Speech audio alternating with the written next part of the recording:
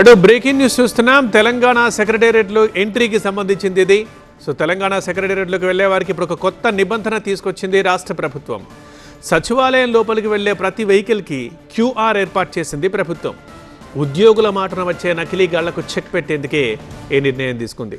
ఉద్యోగాలు ఇప్పిస్తామంటూ డబ్బులు దండుకునే వారికి అడ్డుకట్ట వేసేందుకు ఈ నిబంధన తీసుకొచ్చింది. క్యూఆర్ కోడ్ స్కాన్ చేయగానే వెహికల్ నెంబర్, ఓనర్ పేరు, ఇతర సమాచారం అందుబాటులోకి వస్తుంది. స్కాన్ చేయకుండా సచివాలయం లోపలికి నో ఎంట్రీ అంటున్నారు భద్రతా సిబ్బంది. రోజువారీగా ఎన్ని వెహికల్స్ వస్తున్నాయనేది, ఎన్ని వెళ్తున్నాయనేది ఆన్లైన్లో ఎంట్రీ చేస్తున్నారు. తెలంగాణ సెక్రటేరియట్ పేరు చెప్పి మంత్రులు, చివరికి ముఖ్యమంత్రి పేరు చెప్పి కూడా కొంతమంది మోసగాళ్ళు తయారవుతున్నారు. సెక్రటేరియట్లోకి వెళ్తున్నారు, రకరకాల వేషాలు వేస్తున్నారు. మనం కొద్ది రోజులుగా చూస్తున్నాం.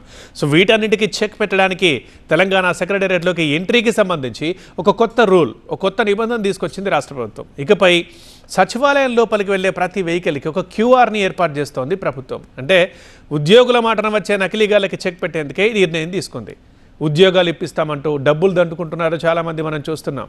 సో వారికి అడ్డుకట్ట వేసేందుకే ఈ నిబంధన. అంటే క్యూఆర్ కోడ్ స్కాన్ చేయగానే వెహికల్ నెంబరు, ఓనర్ పేరు, ఇతర సమాచారం కూడా అందుబాటులోకి వస్తుంది.